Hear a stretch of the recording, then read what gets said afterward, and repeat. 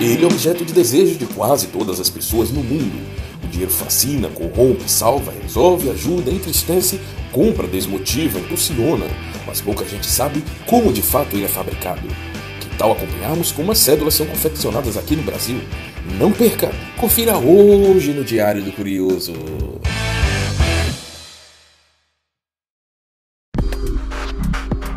Aqui no Brasil, a responsável pela confecção das moedas e cédulas é a Casa da Moeda do Brasil, que fica localizada no Rio de Janeiro. Ela foi criada em 8 de março de 1969 pelo rei de Portugal, Dom Pedro II, em Salvador, com o objetivo de atender a demanda de fabricação de moedas no Brasil. Mais de 300 anos depois, além de atender a demanda de dinheiro aqui do país, nossa Casa da Moeda também produz produtos de segurança, como passaportes com chips e selos fiscais. O Complexo Industrial do Rio de Janeiro é um dos maiores do gênero no mundo.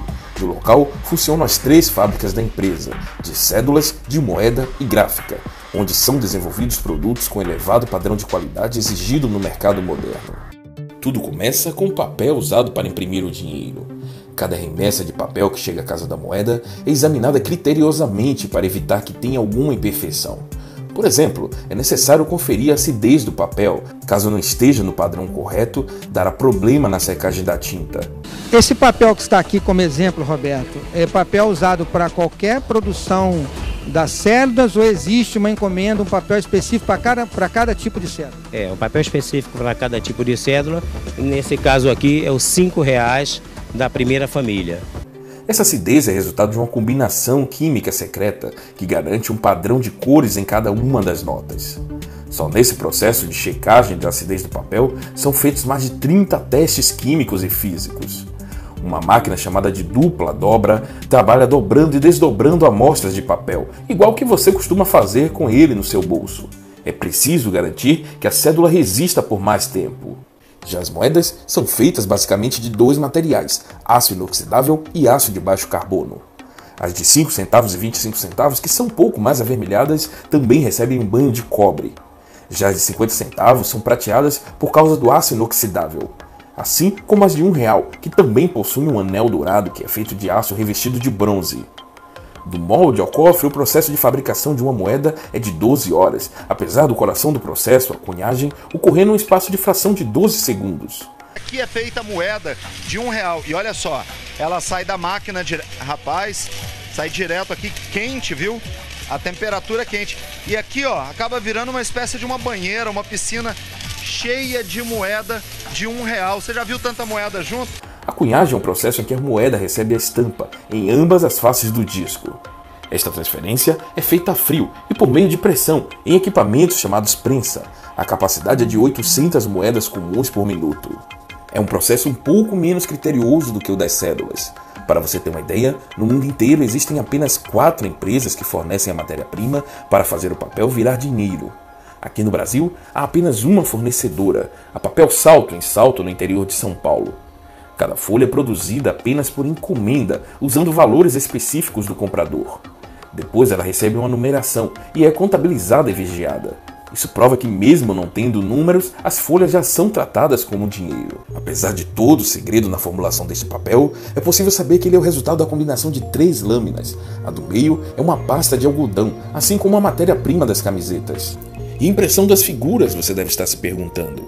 Bem, a impressão do real é uma combinação de 17 tintas. São 17 cores sobrepostas, divididas em 3 grupos, cada grupo para um tipo de impressão diferente. As 10 primeiras tintas dão cor ao desenho do fundo, que foi projetado no computador.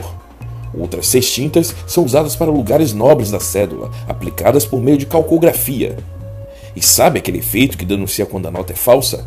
Ele é um segredo muito bem guardado. Só sabemos que são usadas tintas especiais para isso. Isso concede à nota uma espécie de textura.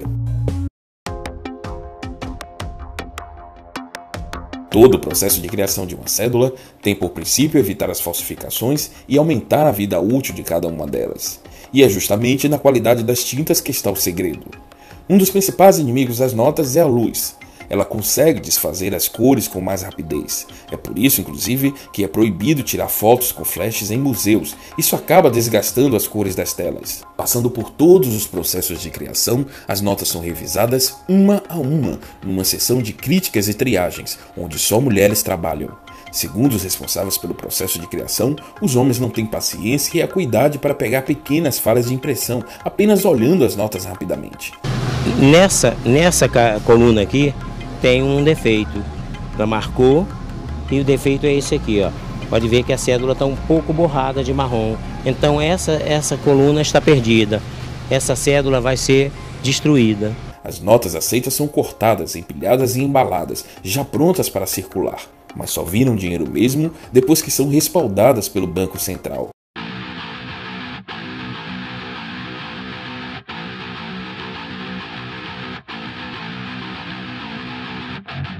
Além de todo esse trabalho para fabricar as notas, um outro dado chama bastante atenção: o tempo de vida útil do nosso dinheiro. Segundo o Banco Central, as notas de 50 e 100 reais têm vida útil média de 37 meses, enquanto as de 2, 5, 10 e 20 reais apresentam durabilidade de 14 meses em média. 30% das notas de 2 e 5 reais estão tão danificadas que não podem estar em circulação. A orientação do Banco Central é que as pessoas em posse dessas notas depositem em algum banco para viabilizar o recolhimento e destruição delas. É bom lembrar que destruir ou danificar dinheiro, mesmo que seja com rabisco, é considerado crime. O dinheiro que nós usamos na realidade não é nosso, é considerado patrimônio da União. A pena para quem destrói, inutiliza ou deteriora uma nota é detenção de 6 meses a 3 anos e multa, além da pena correspondente à violência. E agora que você já sabe mais ou menos como a coisa funciona, já pode dar mais valor ao seu suado trabalho. Nos vemos em breve!